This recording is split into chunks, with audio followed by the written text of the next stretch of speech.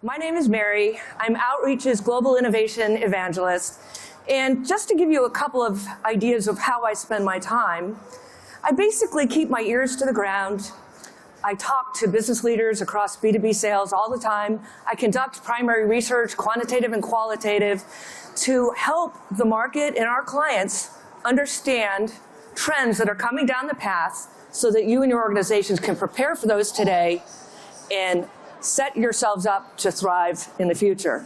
So today what I'm going to talk about is a quick lens into the future of how I see B2B sales. So we'll start by talking about what's happening between buyers and sellers. And I'm able to share with you some great research that I conducted with Forrester and Dynata in April and June of this year to really look at how buyers wanted to approach the buying process. And you're going to find it really, really interesting. The next thing I want to talk about is how the sales organization is changing. It's becoming more agile and adept and technology enabled. And particularly as we go into a time of global economic headwinds, you're going to find yourselves having to do more with less. And I'm going to talk with you about how you can do that through technology. And then we'll finish the conversation today with some strategies that you can implement right away as you go home. So there's a couple of things that are happening in the world, and I just wanted to share those macro trends with you here. We've got generational shifts. For any of you who have followed my research over the years at Forrester, you know I've been following millennials for some time now. What's happening now is that we have a tectonic shift in terms of who is influencing buying decisions. 93% of millennials are involved in purchase decisions in B2B situations with their own or shared budgets. We still have Xers that have higher budgets up in the $1 million range, but overall, millennials are dramatically influencing buying decisions. The other thing that we've been talking about for some time is the digitization of the buying and selling process. COVID accelerated that trend that had been in place probably since about 2015. Back in 2015, when I was at Forrester, 1 in 5 buyers said they would prefer to meet in a remote or digital setting than in person. And you can see, as COVID hit, that accelerated things dramatically. Many of us are working in remote and digital settings as we sell. And then finally, the technological advances, namely with AI and automation, are pretty profound at this point and are embedded into our solution as well as many other top-tier tech solutions. And why is that important? The automation can save massive amounts of inefficiency that happens on your selling side, from your chief revenue officer's activities all the way down to your post-sale personnel activities. And certainly the AI, based on all of the data that can be captured across that revenue process, will allow everyone to interact with more insights and personalization. So these are the 3 things at a macro level that I think are setting the stage for a dramatically different buying and selling world. One of the things that I've been following, and Forrester and Gartner have been as well, is that the sales cycle is becoming more complex. And with this complexity, it really indicates to me that a status quo approach to going to market, an old school way of selling, isn't going to cut it in this environment. You can see here that the number of interactions that it takes to close the deal has increased dramatically over a year's time, about 70%. Now this is actually post-MQL. This was once sales has validated the lead. So your buyers are looking for more omni-channel interactions across what is increasingly a non-linear cycle. The next thing that the data shows is that stakeholders are increasing in size and complexity. Gartner and Forrester now no longer call buyers buyers, they call them buying groups. So you're seeing a larger amount of folks involved in the buying decision, often with different and competing agendas. And now that folks are moving away from the cities, you're seeing distributed buying committees. And so that's adding time to the cycle. And you can see here this last data point on the right, and this was data that was conducted in April of this year. 75% of buyers say their buying cycle has increased in time, in duration, over the last 24 months. The other thing that my research shows is that channel preferences have changed. Not terribly surprising, but number one, the number one preferred channel for a sales meeting is virtual right now. Number 2 is the phone, and 3 is in person. You can see email continues to be a channel that is oversaturated, and I think coming up strong will be direct messaging and personal messaging of some of those apps and social platforms that you all use, whether it's WhatsApp, LinkedIn, and others. The other thing that we've seen is that consumer-based marketplaces have really trained business buyers on what to expect in the business environment. And this data really surprised me because I've been selling for a long time, over a course of many decades in different organizations. And I always thought that buyers would prefer sellers to bring in an expert practitioner after the fact. What this research shows is that buyers actually expect an instantaneous answer in the moment, almost in your first call. And what Seth Mars of Forrester says, he says that buyers actually prefer a good answer in the moment rather than a perfect answer 2 weeks later. Buyers want efficiencies and value efficiencies in the process. And they also value a seller who can quickly and easily access information in the moment. That gives them more confidence in the seller as well as the supplier organization that they're working with. Now we come to this concept of we're all going to have to do more with less. And there isn't a selling organization in the world that doesn't have something that we call a sales execution gap. What a sales execution gap is the amount of revenue seen here in the gray line that an organization delivers versus the amount of revenue it could deliver in this purple line if it was highly optimized from a talent, process, and technology standpoint. So most organizations are wrought with inefficiencies. And if you can route out those inefficiencies, you can close that gap and get yourselves to a place where you can drive massive amounts of revenue, whether you have a sales organization of 10, 100, or 1,000 people. The other thing my research showed is that sellers are now becoming pretty smart, and they are demanding and asking for a top-tier sales technology stack. And oh, by the way, that doesn't mean just CRM. So this data here shows that sellers find a top-tier tech stack very, very valuable, or extremely valuable, or valuable when considering an organization to apply to. So as you start to think about talent and acquiring talent, particularly in a down market, top-tier sales talent is going to be incredibly invaluable. And those folks are going to dig under the covers to understand what your sales tech stack looks like, because they know that's going to drive efficiencies and effectiveness for them and make them more successful. And then to peel back the layers just a bit more, I wanted to understand what the functionalities were that today's sellers really, really valuable. And you can see here, automation comes in number 1. Number 2, the ability to surface up insights and recommendations in the spot, and the ability to understand in-market buyer behavior. So again, sellers are becoming pretty sophisticated, and they want to have help so that they can spend their time on high-value activities versus the 60% of the time they typically spend on minutia. As you also think about sales talent, what my research shows is that sellers really value and appreciate transparency, flexibility, whether that has to do with communication on the transparency side, flexibility on the work-life balance side, and obviously they want significant rewards on the economic side. The other thing that we're seeing is that sellers and corporate employees writ large want to work at companies that are socially responsible, that value diversity, equity, inclusion, that think about environmental issues and others. And many of them actually want their companies to take an active stand and position on some of these issues. So you're starting to see more of a blending between work and personal life and values playing a role in business decisions. So now I want to start to use that as a backdrop to take you to what I think the selling organization of the future is going to look like.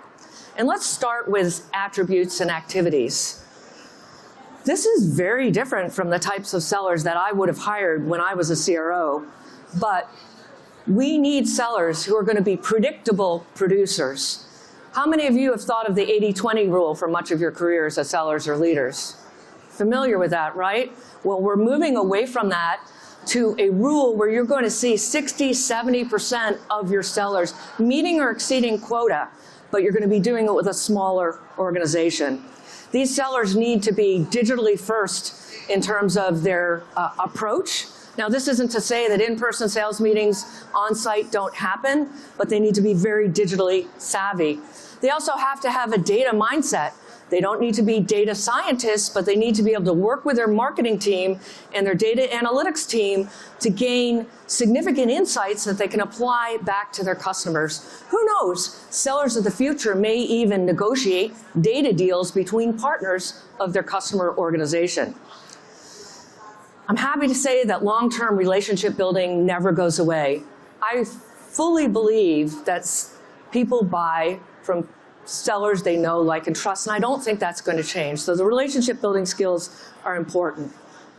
Adopting and being comfortable in hybrid methods, delivering an effective meeting over Zoom versus in person requires different skill sets. So sellers need to be trained and upskilled on how to do that.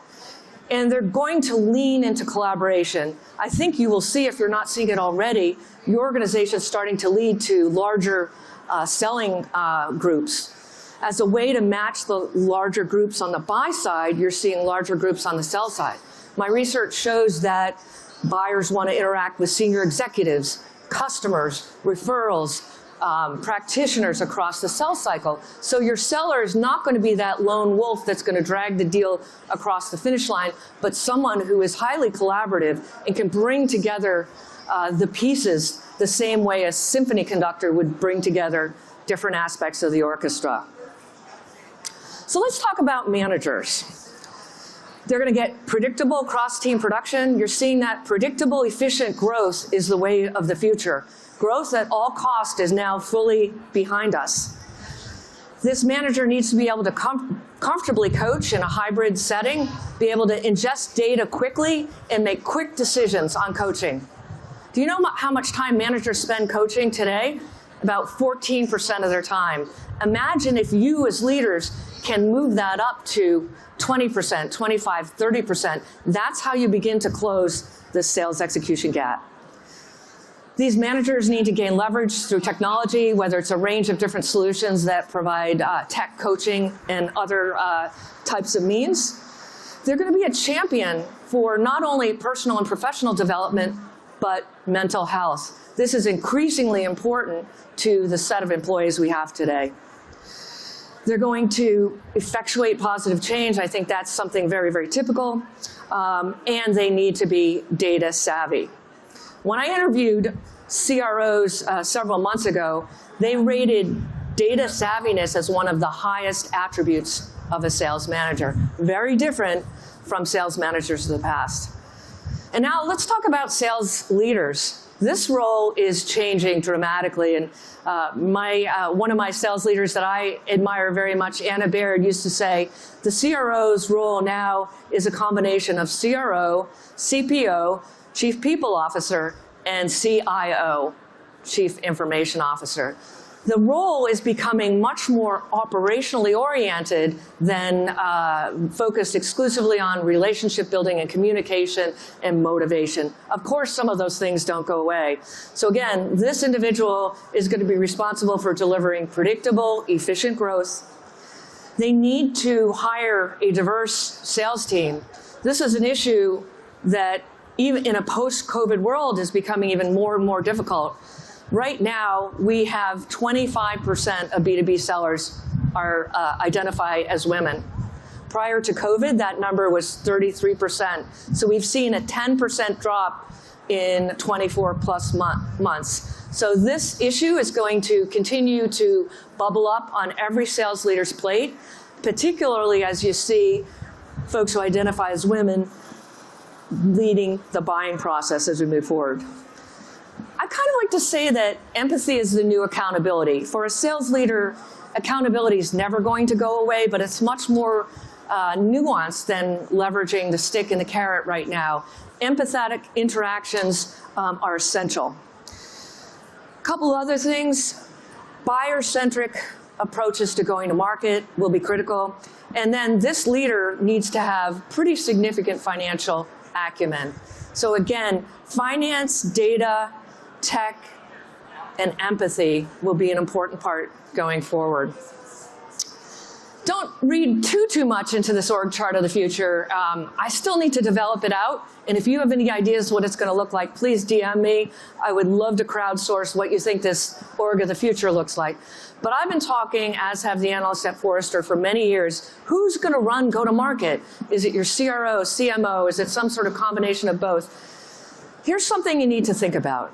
The time that sellers have to influence the buying decision is getting smaller and smaller, which means that marketing is playing a bigger and bigger role in acquiring and evolving and growing customers. Marketing and sales will absolutely have to come together at one point and are heading more aggressively there now. So I do view a single leader, a growth leader, and maybe they come from the sales side or the marketing side, who will run go-to-market. And you can see some of the other roles that I see there as well. The big thing I want to emphasize is that it's going to be, your direct selling organization is going to be smaller, more agile, and deliver more consistent revenue. And this organization is going to be heavily enabled with technology. So to give you my vision of what the sales tech stack of the future looks like, I first want to kind of take you through the journey. When you think about sales tech prior to 2015, of course, there's some exceptions, but really CRM was and is the only show in town. What happened in 2015, and this was about 9 to 10 years later, after we saw this amazing consolidation around marketing automation, is that sales tech began to get the limelight.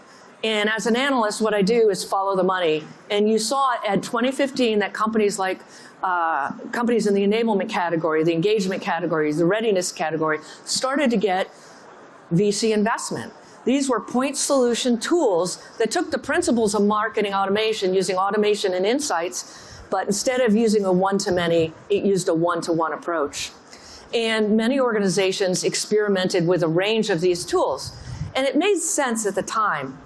But as we edged up to 2020, I made a big prediction in the fall of that year that we would start to see massive consolidation away from these single point solution providers to platforms. And that consolidation really accelerated in the summer of 2021 when you saw lots and lots of different acquisitions and the results of organic product development come into play. And why did this happen?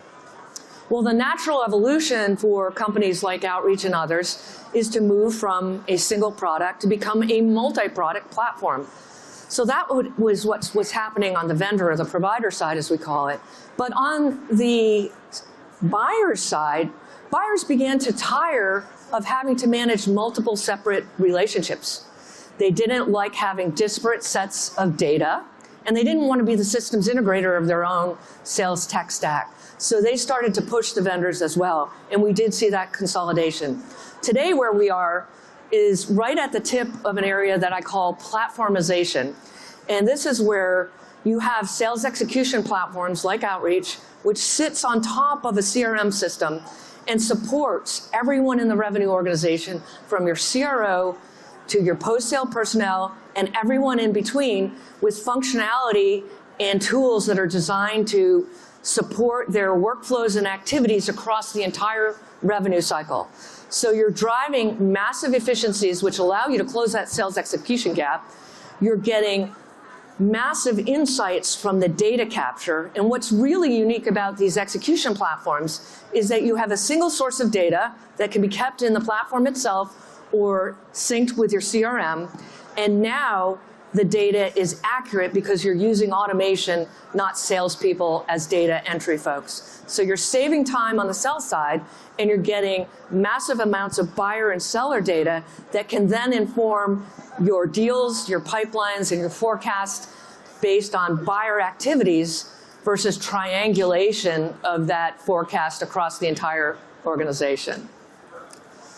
So a couple of things you can think about as you leave this session today, and like I said, I'm happy to continue the dialogue. These are some of my favorite topics, is think about tuning your go-to-market strategies to relate to how modern buyers want to buy. If you don't do that, you will be displaced by a competitor who does. The first thing you need to do is get a hold of or a handle of what does the sales execution gap look like at your company? How big is it? And where are the areas that you can actually start to close it? Third, think about redeploying some of your headcount to technology, and not individual solutions, but rather a large platform that can work in concert with your CRM, deliver more value to that investment, and capture buyer behavioral data and sentiment data across the entire cycle to use for insights both externally and internally as you make business decisions. And then take the time, especially as we go into this global economic downturn, to go out and acquire the top sales talent you can. This is a good time to do so. Many sellers are out there and available, and it's also a good time to retrench, retrain, and upskill your sellers to succeed in this environment. And finally, Gartner says that 70% of CROs are seeing their tech budget increase. Why is this? The reason is because now sales tech is viewed as a strategic lever for the CRO to help that person operationalize their go-to-market strategy. So embrace technology and your technology partners as competitive differentiators.